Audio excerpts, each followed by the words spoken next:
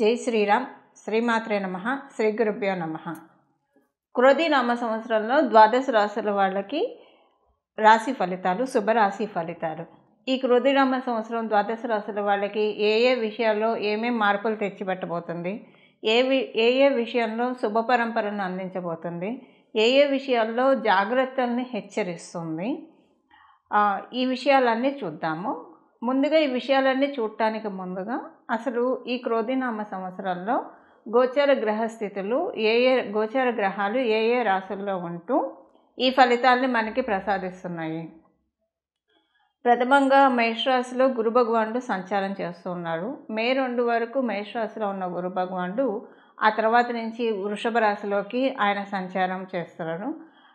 అయితే ఈ సంవత్సరము సెప్టెంబర్, అక్టోబర్లో ఆయన వక్రిస్తాడు. వక్రించినప్పుడు ఒక 4 నెలలు వక్రగతిలోకి వెళ్తాడు. కన్యారాశిలో కేతు భగవానుడు ఈ సంవత్సరం మొత్తం సంచారం జరుగుతూ ఉంది. కుంభరాశిలో శనీశ్వరుడు సంచారము ఈ సంవత్సరం మొత్తం ఉంటుంది. రాహు భగవానుడి సంచారం మీనరాశిలో ఉంటుంది. అయితే శనీశ్వరుడు కుంభరాశిలో సంచారం చేస్తూ జూన్, జూలై మాసాల్లో వక్రగతిలోకి వెళ్తున్నారు 4 నెలల పాటు. అయితే ఏదేమైనా సరే ఈ వక్రగతులు మరియు ఏదన్నా స్పెషల్ గోచార గ్రహస్థితులు ఏదైనా ఉంటే మన ఛానల్లో అప్డేట్స్ వస్తూనే ఉంటాయి. ఆ సమయంలో గురుగ్రహం వక్రించే సమయంలో ఒక వీడియో చేయడం జరుగుతుంది. వక్రించిన ఫలితాలు ద్వాదశ రాశుల వాళ్ళకి ఎలా ఉంటాయి అన్న విషయం, అలాగే శనీశ్వరుడు వక్రించేప్పుడు కూడా ఎలాంటి ఫలితాలు ద్వాదశ రాశుల వాళ్ళకి ఉంటాయి, ఈ విషయాలు మనం మళ్ళీ చేస్తాము. ఇప్పుడు బ్రీఫ్గా వక్రగతి, సవ్యగతి అన్నీ కలిపి బ్రీఫ్గా ఫలితాలు చెప్పుకుందాము. అప్పుడు వక్రగతి ఫలితాలు చాలా ఎలాబరేటెడ్గా చెప్తాను. గురు భగవానుడికి సంబంధించిందే కానివ్వండి, శనైశ్వరుడికి సంబంధించిందే కానివ్వండి, ఇంకా చాలా టైం ఉంది కాబట్టి. అసలు ఈ సంవత్సరం గురు భగవానుడు వృషభ రాశిలోకి వెళ్ళబోతున్నాడు. వృషభ రాశిలో మే 2 నుంచి వెళ్ళబోతున్నాడు. వృషభ రాశి కుటుంబ స్థానం. అందరికీ అంటే కాలపురుషుడు కుండలిలోంచి వృషభ రాశి ద్వితీయ స్థానం అవ్వడం వల్ల అక్కడ చంద్ర భగవానుడు ఉచ్చ రాశి కూడా అది. వృషభ రాశిలోకి గురు భగవానులతో అసలు ఎలాంటి ఫలితాలను ఇస్తున్నారు. మనము లాంగ్ మూవింగ్ ప్లానెట్స్ అంటాం. అంటే ఎక్కువ కాలము ఏ రాశిలో అయితే ఏ గ్రహం అయితే సంచారం చేస్తూ ఉందో వాటిల్నే మనము సంవత్సర ఫలితాల్లో పరిగణనలోకి తీసుకుంటాం. గురు భగవానుడు 1 year సంచారం చేస్తారు. రాహుకేతువులు 1.5 years సంచారం చేస్తారు. శనీశ్వరుడు 2.5 years సంచారం చేస్తారు. కాబట్టి మనం సంవత్సర ఫలితాల్లో ఈ 4 గ్రహాలని మేజర్గా ముఖ్య భూమికగా తీసుకుంటాం. ఇక మిగతా గ్రహాలు మనకి మాస ఫలితాల్లో తెలుసుకుంటాం. ఎందుకంటే సూర్యనారాయణ మూర్తి నెలలో మారిపోతాడు, బుధుడు 25 రోజుల్లో మారుతాడు, కుజుడు 45 రోజులు ఇలాగ మారిపోతూ ఉంటారు. కాబట్టి వాళ్ళని మనం మాస ఫలితాల్లో వాళ్ళ గురించి మనం తెలుసుకుంటాం. అవి ఏ ఫలితాలు ఇస్తాయి అన్నది కూడా మనం మాస ఫలితాల్లో తెలుసుకుంటాం. అయితే ఇప్పుడు ఈ గోచార గ్రహస్థితులు మనం తెలుసుకున్నాం కదా, దీన్ని బట్టి ద్వాదశ రాశుల వాళ్ళకి ఎలాంటి ఫలితాలు ఈ గోచార గ్రహస్థితులు ప్రసాదించబోతున్నాయి అన్న విషయాన్ని మనం పరిశీలిద్దాం. కన్యారాశిలో పుట్టిన వారికి క్రోధినామ సంవత్సరంలో ఆదాయం, వ్యయం, రాజపూజ్యం, అవమానం. ఆదాయం 5, వ్యయం 5, రాజపూజ్యం 5, అవమానం 2. ఇవి మీ ఆదాయ, వ్యయ, రాజపూజ్య, అవమానాల వివరాలు. ఈ సంవత్సరం మీకు ఎలా ఉంటుంది ఈ విషయాలు మనం చూద్దాం, ఒకసారి తర్కిద్దాం. ఈ సంవత్సరం మీకు కమ్యూనికేషన్ విషయంలో చాలా బెటర్ అవుతారు. మీరు కమ్యూనికేషన్ విషయంలో మీరు ఎవరితోటైనా బాధపడుతూ ఉంటే, అంటే మీరు ఎంత బాగా పాజిటివ్గా కమ్యూనికేట్ చేస్తూ ఉన్నా అది మిస్కమ్యూనికేట్ అయి బాధపడుతూ ఉంటే ఈ సంవత్సరం దాంట్లోంచి మీరు బయటకు వస్తారు. మీరు కమ్యూనికేటివ్ ఫీల్డ్స్లో ఉంటే ఒక మంచి మార్పు చోటు చేసుకుంటుంది.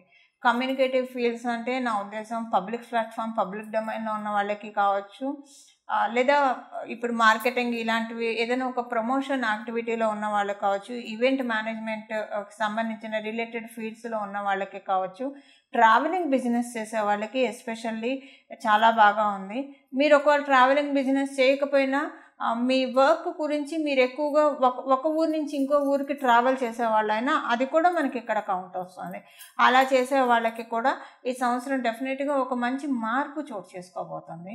మీకు తమ్ముళ్ళు, చెల్లెళ్ళు ఉంటే వాళ్ళకి ఈ సంవత్సరం చాలా బాగా ఉంటుంది. ఒకవేళ మీకు తమ్ముళ్ళు చెల్లెలు లేకపోతే కమ్యూనికేషన్లో మీకు చాలా బాగా ఉంటుంది. అందరితోటి చాలా బాగా కమ్యూనికేట్ చేయగలుగుతారు.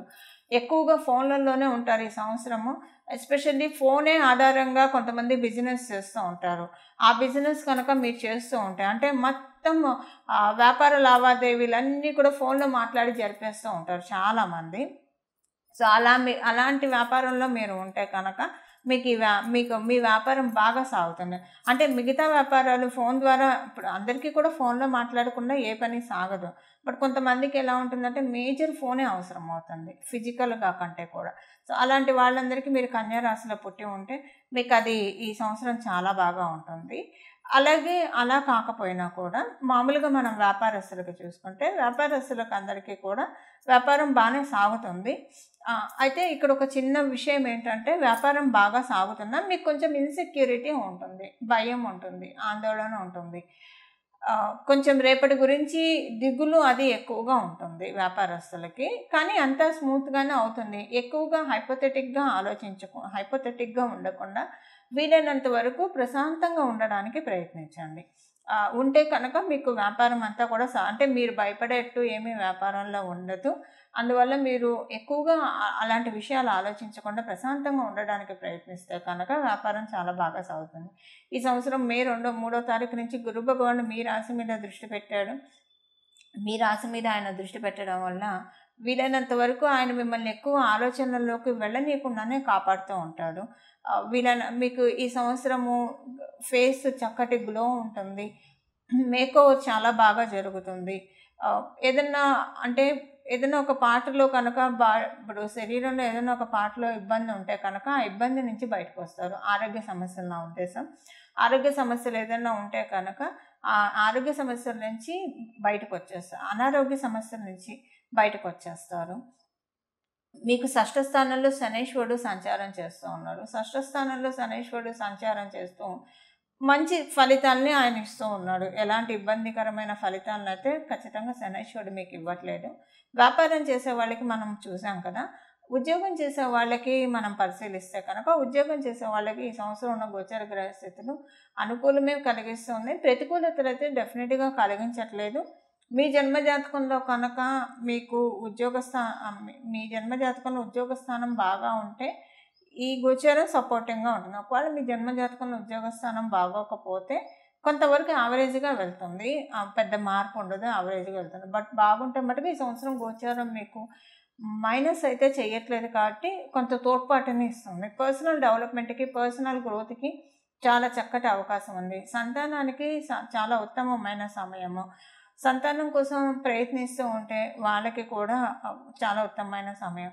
ఒకవేళ కనుక మీరు గైనకాలజిస్టులు అయినా లేదంటే సంతానోత్పత్తికి సంబంధించిన రంగంలో మీరు పనిచేస్తున్నా, అలాంటి సెంటర్స్లో మీరున్నా, అలాంటి సెంటర్స్ మీరు రన్ చేస్తున్నా, అలాంటి సెంటర్స్లో మీరు వర్క్ చేస్తున్నా మీ అందరికీ ఈ సంవత్సరం చాలా శుభ సమయము. జనరల్ ఫిజిషియన్స్ అంటే మొత్తంగా డాక్టర్లందరికీ శుభ సమయమే. ప్రత్యేకించి గైనిక్, సంతానోత్పత్తి అలాగే పీడియాట్రిక్స్కి ఈ సంవత్సరం చాలా మంచి శుభ సమయం బాగుంటుంది. మంచి శుభ ఫలితాలు ఈ సంవత్సరం మీరు చూస్తారు. ప్రత్యేకించి ఈ రంగంలో ఉన్న వాళ్ళకి ఇంకా బాగా ఉంటుంది. అందరికీ బాగా ఉన్న వైద్య రంగంలో ఈ రంగంలో ఉన్న వాళ్ళకి హైలైటెడ్గా కనిపిస్తుంది ఈ సంవత్సరము. ఏదైనా ఒక మంచి ఆయుర్వేదిక్ మెడిసిన్ ద్వారా మీకున్న జబ్బులు క్యూర్ అవుతాయి. ఆయుర్వేదిక్ ప్రాచీన వైద్య పద్ధతులు ఈ సంవత్సరం బాగా కలిసి వస్తాయి మీకు. అలాగే ప్రాచీన వైద్య పద్ధతిని అనుసరించే వాళ్ళకి కూడా అంటే ఆ రంగాల్లో ఉన్న వాళ్ళకి కూడా ఈ సంవత్సరం చాలా బాగా ఉంటుంది. అంటే ఆయుర్వేదిక్ డాక్టర్ అవ్వచ్చు, లేదా హోమియోపతి అవ్వచ్చు, లేదా ఇలాంటి ప్రాచీన వైద్యాన్ని అనుసరించే వాళ్ళు ఎవరైనా సరే మీరు కనుక కన్యా రాశిలో ఉంటే మీ అందరికీ కూడా ఈ సంవత్సరం చాలా బాగా ఉంటుంది.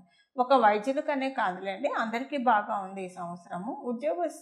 ఉద్యోగస్తులకి మనం చూసుకుంటే కనుక ఈ సంవత్సరం ఉద్యోగస్తులందరికీ కూడా ఇందాక నేను చెప్పినట్లు అనుకూలంగానే ఉంది. మీ జన్మజాతకాన్ని అనుసరించి ఒకవేళ బాగోకపోతే ఇది బ్యాలెన్స్ చేస్తుంది.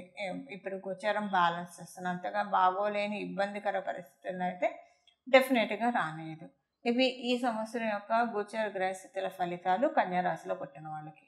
చూశారు కదండి, క్రోధినామ సంవత్సరంలో మీ రాశి యొక్క ఫలితాలు.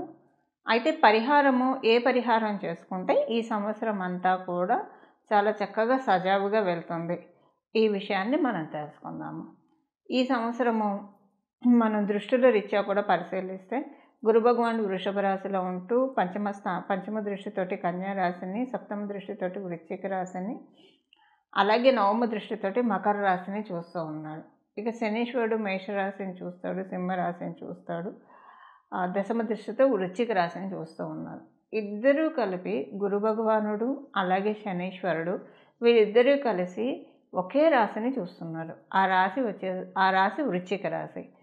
ఈ సంవత్సరము అయితే వీళ్ళిద్దరూ కలిసి ఎక్కడున్నా, వీళ్ళిద్దరూ కలిసి ఏ స్థానం మీద దృష్టి పెట్టినా ఆ స్థానము మీ జన్మకుండలిలో ఏదవుతుందో ఆ విషయంలో కొన్ని మంచి మార్పులు చోటు చేసుకుంటాయి. ఉదాహరణకి మీది మేషరాశి అయిందనుకోండి, అంటే మనం ఏదవుతుందో దాని ఫలితాలు ఆల్రెడీ నేను చెప్పాను కదా. దానికి సంబంధించి ఒకవేళ చెడు ఫలితాలు ఉంటే తగ్గించుకోవడానికి, అంటే చెడు ఫలితాలు అయితే ఉండదు, ఇది బ్యాలెన్స్డ్గా అన్న ఉంటుంది, లేదంటే ఒక మంచి మార్పు అన్న తెచ్చిపెడుతుంది. సో ఈ మంచి మార్పు ఇంకా మీ జన్మజాతకం సపోర్టింగ్గా లేకపోతే కనుక ఈ మంచి మార్పుని సుస్థిరం చేసుకోవడానికి, మంచి మార్పు యాక్టివేట్ చేసుకోవడానికి చేయాల్సిన పరిహారం మనం ఒకసారి పరిశీలిద్దాం. వృశ్చిక రాశి శనీశ్వరుడు మరియు గురు భగవానుడు ఇద్దరు ఏకకాలంలో చూస్తూ ఉన్నారు కాబట్టి, అంటే మే నుంచి గురు భగవానుడు చూస్తాడు, మే వరకు గురు భగవానుడు మేషరాశిలో ఉంటాడు కాబట్టి ఆయన చూసే అవకాశం లేదు. ఎలాగో మనకి ఒక 2 నెలల్లోనే ఉగాది మొదలైన 2 నెలలు, 1.5 నెలలోనే మే వచ్చేస్తుంది కాబట్టి, అయితే ఇప్పుడు మనం చేయాల్సిన పరిహారము ఈ సంవత్సరం అంతా కూడా కార్తికేయుని ఆరాధన లేదా లక్ష్మీ నరసింహస్వామి వారి ఆరాధన, హనుమంతుని ఆరాధన, వీళ్ళ ముగ్గురులో ఎవరో ఒక్కళ్ళని పాదాలను శరణు వేడినా పర్వాలేదు, లేదా ముగ్గురిని అర్చించినా ఇంకా చాలా మంచి శుభ ఫలితాలు వస్తాయి. ఇక్కడ మనం ఒక చిన్న న్యూమరాలజికల్ ఆస్పెక్ట్ కూడా చూడాలి. 2024 అంటే అవి మొత్తం మనం కనుక లెక్క వేస్తే నెంబర్ 8 వస్తుంది. ఈ 8 సంఖ్యకి అధిపతి శనైశ్వరుడు ఈ సంవత్సరము న్యూమరాలజికల్గా రూల్ చేస్తూ ఉన్నారు. సో ఇక్కడ మనకి వృశ్చిక రాశికి అధిపతి మంగళుడు, అంగారకుడు అని చెప్తాం. సో వీళ్ళిద్దరికీ ఎప్పుడూ కూడా పూర్తిగా అనుకూలంగా ఉండదు. అందువల్ల వీళ్ళు ఇప్పుడు అంటే వచ్చే యోగాన్ని మనం వడిసి పట్టుకోవడానికి ఇప్పుడు మనం తెలుసుకున్న ఈ దేవీ దేవతల ఆరాధన, అంటే కార్తికేయుని ఆరాధన కావచ్చు, లేదా హనుమంతుడి ఆరాధన, లక్ష్మీ నరసింహస్వామి వారి ఆరాధన, ఈ ముగ్గురులో ఎవరు ఆరాధన చేసినా పర్వాలేదు, ముగ్గురిని కలిపి ఏకకాలంలో ఆరాధన చేసినా పర్వాలేదు, చాలా చక్కటి శుభ ఫలితాలు అందుకోవడానికి నిస్సందేహంగా అవకాశాలు ఉంటాయి. అలా ఈ దేవీ దేవతల్ని స్మరిస్తూ జపిస్తూ శుభ ఫలితాలు మీరందరూ అందుకోవాలని చెప్పి ఆశిస్తూ, భగవంతుడి కృపకు మీరందరూ పాత్రులు అవ్వాలని చెప్పి నేను కూడా మనస్ఫూర్తిగా నా ఆరాధ్య దైవమైన రాజరాజేశ్వరి అమ్మవారు, రాజశ్యామల అమ్మవారు, లక్ష్మీ అమ్మవారికి మనస్ఫూర్తిగా శరణు వేడుకుంటూ మంగళం. నమో భగవతే వాసుదేవాయ.